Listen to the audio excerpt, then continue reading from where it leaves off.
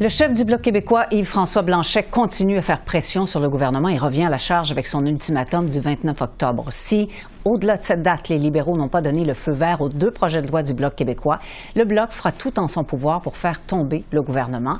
Le parti a organisé une manifestation qui a réuni plus d'une 50aine de personnes cet après-midi sur la colline du Parlement.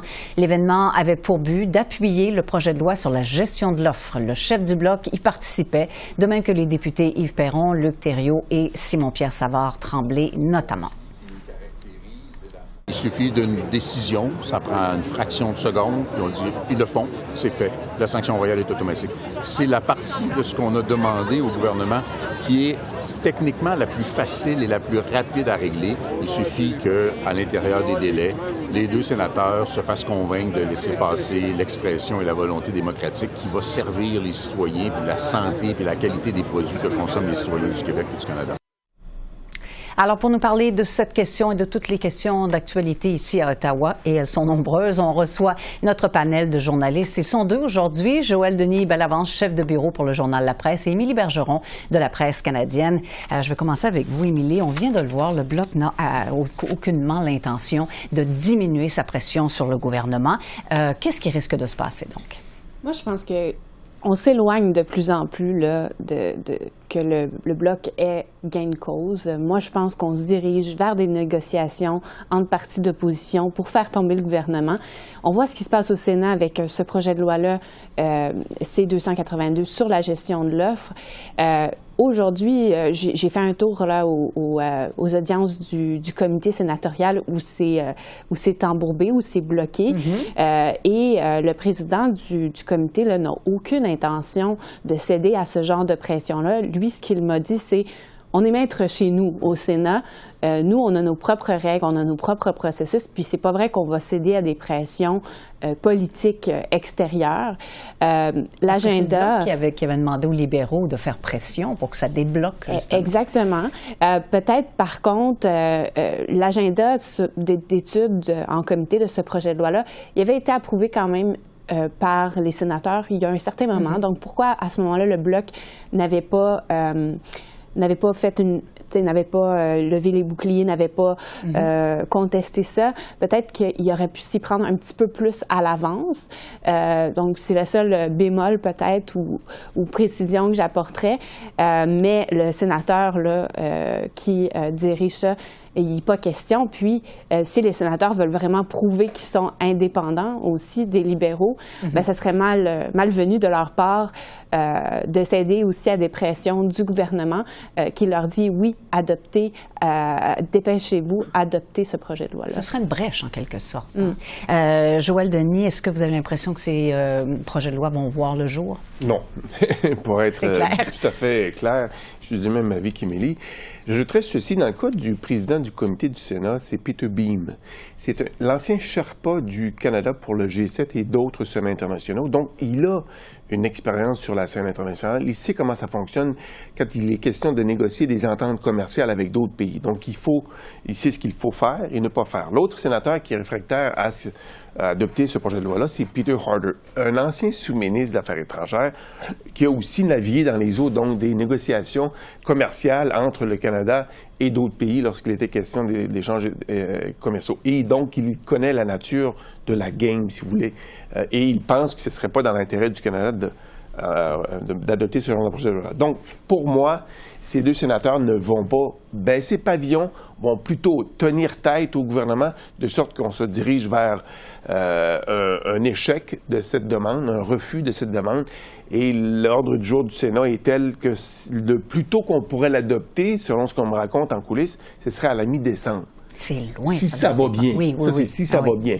Donc, parce que le Sénat siège 3 jours par semaine, il y a beaucoup de choses qui sont à l'étude. En ce moment, il y a une étude, je pense, sur l'Afrique du Nord ou les relations entre le Canada et l'Afrique, et on veut y accorder une priorité à ce dossier-là. Donc, ça passe véritablement pas dans l'ordre des priorités de ce comité. Et ça c'est bien après le 29 octobre. Oui, absolument. Donc, on va rater l'échéancier fixé par le Bloc québécois, ce qui m'amène à conclure sur la même conclusion, le même constat qu'Émilie, c'est-à-dire que tôt ou tard, il va y avoir des pourparlers à tout le monde, entre le Bloc québécois et le Parti conservateur, et probablement éventuellement avec le NPD sur la manière de faire tomber le gouvernement. Je pense que ça commence à se dégager, le calendrier électoral se dégage pour qu'on ait des élections cet automne. C'est pas un plaidoyer que je fais, mais je me rends compte, comme bien les Canadiens, qu'à l'heure actuelle, le Parlement est devenu dysfonctionnel au point où il serait peut-être temps de faire appel aux électeurs pour qu'ils se prononcent, ces électeurs, et peut-être faire un peu de ménage au sein de la Chambre des communes, rétablir l'ordre, en prévision d'un rendez-vous qui est important. Il y a les élections américaines qui s'en viennent.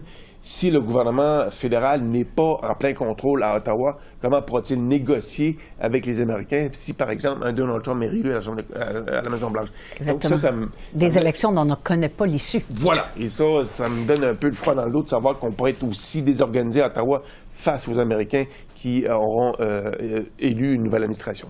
Et évidemment, les pressions arrivent de partout. Les conservateurs aussi continuent à faire pression. Ils exigent que les libéraux rendent public ou donnent à la police, à la GRC, des documents sur la gestion d'un fonds vert. Est-ce que c'est légitime, cette demande-là? Pour ce qui est du Parti conservateur, je pense que non. Pour plusieurs raisons. D'abord et avant tout, je pense que le gouvernement Trudeau a raison de dire qu'il faut faire attention, il faut qu'il y ait une ligne très claire entre le judiciaire et l'exécutif. Et cette ligne-là serait brouillée si on acceptait la demande du Parti conservateur qui veut qu'on remette les documents dans leur entièreté à la GRC pour essentiellement dicter à la GRC de faire enquête là-dessus. Il y a déjà une enquête de la GRC. La GRC a déjà reçu certains documents et la GRC a dit que si on leur donnait ces documents-là, ça pourrait compromettre l'enquête en cours. Donc, il m'apparaît clair que le Parti conservateur à l'actuel est aveuglé par sa soif insatiable pour avoir des élections cet automne et qu'il sent que le gouvernement est dans les câbles et continue de taper, même si l'arbitre dit « Oh là, c'est le temps de prendre une pause ». Donc, c'est un peu ça qui se passe à l'heure actuelle, si je peux utiliser une métaphore de la boxe, mais je pense que le gouvernement a raison. Par contre, l'entêtement est tel de chaque côté. Je ne vois pas d'issue à ce bras de fer entre le gouvernement et le Parti conservateur. Ça risque de durer longtemps, de sorte que le gouvernement ne pourra pas mettre de l'avant aucune de ses priorités. Aucun des projets de loi qu'il veut faire adopter ne sera étudié tant que ça va se poursuivre. La seule option qui s'offre au gouvernement, c'est d'imposer le bâillon, mettre fin à ce débat sur la question de la motion d'atteinte aux privilèges parlementaires. Donc, on verra la suite des choses, mais ça augure très mal pour la suite. Émilie, cette stratégie des conservateurs, c'est justifié, pas justifié?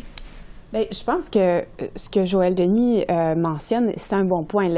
La GRC elle-même dit, bien, si on reçoit ces documents-là, peut-être qu'on est mieux même pas de les ignorer, de même pas les regarder parce que, justement, ça pourrait soulever des questions importantes dans la façon dont on reçoit ces documents-là, puis ça pourrait mettre en jeu notre enquête. Mais je pense que peut-être la stratégie des conservateurs en faisant cela, c'était peut-être de pousser les libéraux à peut-être proroger ou même de se mettre les pieds dans les plats en prorogeant le Parlement parce que justement de montrer qu'il y a une impasse et de forcer les libéraux dans leur dernier retranchement, là, puis de dire, OK, ben si vous voulez que ça avance, vous allez donc faire quoi? Vous allez proroger, vous allez vous-même déclencher des élections. Donc, c'était un peu, j'ai l'impression, pour les mettre au pied du mur. Mais moi aussi, je suis du même avis que Joël Denis. Ils vont pas s'entendre, ni un ni l'autre ne va céder là-dessus.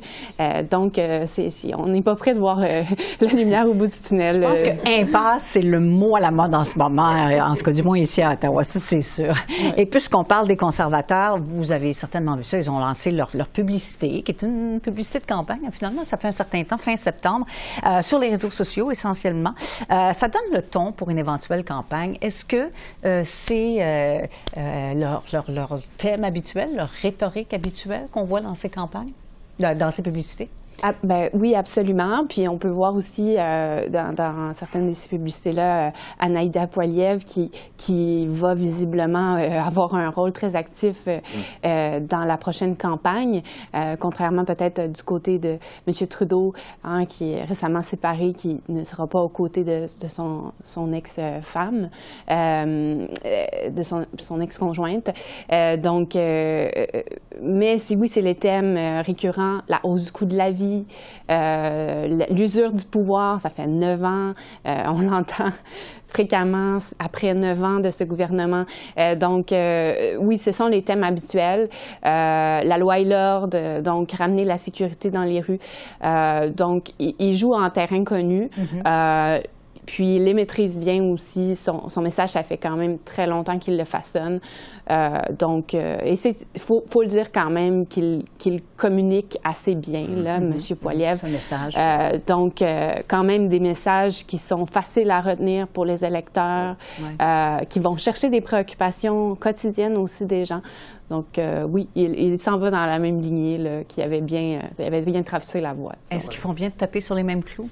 Oui, parce que, comme Émilie le dit, c'est un message qui est facile à comprendre. Et puis, on réussit à se faire entendre quand on répète constamment son message politique. Hein. Il y a de la suite dans les idées, il y a de la cohérence. Et donc, ça, là-dessus, c'est vraiment impeccable. Et je suis d'accord pour dire que M. Poilievre est un très, très bon communicateur, à la fois en anglais et en français. Hein. Ça, c'est un atout qu'on n'a pas vu chez le chef conservateur depuis Brian Mulroney, qui était capable de manier les deux langues, de parler les deux langues abondamment, sans problème, sans avoir recours à un dictionnaire, les synonymes en français ou en anglais. Et je dirais ceci aussi sur la campagne des conservateurs. Pourquoi peuvent-ils se payer une telle campagne? C'est quand même un luxe, ça coûte cher des campagnes publicitaires de la sorte. Le Parti conservateur est plein d'argent. Les coffres débordent. Ils récoltent en moyenne 3 fois plus d'argent que les libéraux par année. Donc, on peut se payer ce genre de campagne-là. Les libéraux auraient souhaité avoir pu, si vous voulez, définir Pierre Poilievre quand il est devenu chef. Mais on comptait les sous déjà à ce moment-là. On les compte encore aujourd'hui parce qu'on ne réussit pas à rivaliser avec le Parti conservateur pour ce qui est de la récolte d'argent. Et ça permet donc, le Parti conservateur, d'appuyer sur des campagnes publicitaires qui peuvent convaincre les indécis, s'il en reste, ou aller en chercher d'autres qui sont acquis à la cause des autres partis. Donc, c'est le nerf de la guerre, ben ça oui, aide puis, dans une campagne. À l'heure actuelle, le Parti conservateur est le seul qui fait ça en ce moment. Donc, imaginez, on est tout seul sur la glace, comme si on avait une équipe de hockey puis il n'y avait pas d'adversaire. Donc, c'est sûr qu'on va remplir le filet de but de cette façon-là. Donc, pour le Parti conservateur, c'est vraiment les as s'alignent tellement bien pour pouvoir lancer ce genre de campagne. Il reste peu de temps, mais j'aimerais ça qu'on parle très rapidement de la Commission sur l'ingérence étrangère. Mélanie Joly a témoigné aujourd'hui. Bon, est-ce qu'on sent qu'il y a des lignes directrices? Est-ce qu'on sait déjà vers où ça s'en va? Bien, une chose que j'ai compris en écoutant ce témoignage de la ministre, c'est qu'il y a eu des failles dans les communications entre les ministères, non seulement entre les ministères qui sont responsables d'appliquer la loi pour ce qui est des partages d'informations, mais aussi entre la sécurité publique et le ministère des Affaires étrangères, qui était question de dossier d'ingérence étrangère. On a voulu corriger le tir, on a tenté de corriger le tir. On pense qu'on a réussi à le faire, mais ça reste à démontrer. Mais le fond de l'affaire, pour moi, dans le rapport, rapidement, si je peux me permettre, de la commission qui va être déposée d'ici la fin de l'année, ce sera, est-ce que la commissaire va être ferme et dire aux partis politiques, vous devez modifier les règles qui concernent les assemblées d'investiture parce que c'est le maillon faible à l'heure actuelle de notre démocratie concernant la protection et tout effort pour contrer l'ingérence étrangère. C'est là où ça se passe parce que les règles n'existent presque pas, sont très laxistes et donc ça fait en sorte qu'on peut noyauter une assemblée d'investiture et donc les États étrangers le savent. C'est arrivé une fois ou deux. Dans le cas du Parti libéral, ça peut arriver à nouveau si on ne corrige pas le tir. Je vous la pose cette question, Émilie, en 20 secondes. Est-ce que la commissaire va être ferme dans son rapport, vous pensez? Je pense qu'elle peut l'être. Quand même, son rapport intérimaire était quand même assez... Il y avait beaucoup de critiques. Moi, je pense que si elle garde son point sur la table sur cette demande-là pour les règles des partis, ben là, ça serait vraiment mal vu après ça que les partis refusent, écartent cette recommandation-là. Donc, on va le savoir quand même bientôt d'ici la fin de l'année. Tout à fait, ça risque d'être intéressant. Merci. Merci. Merci.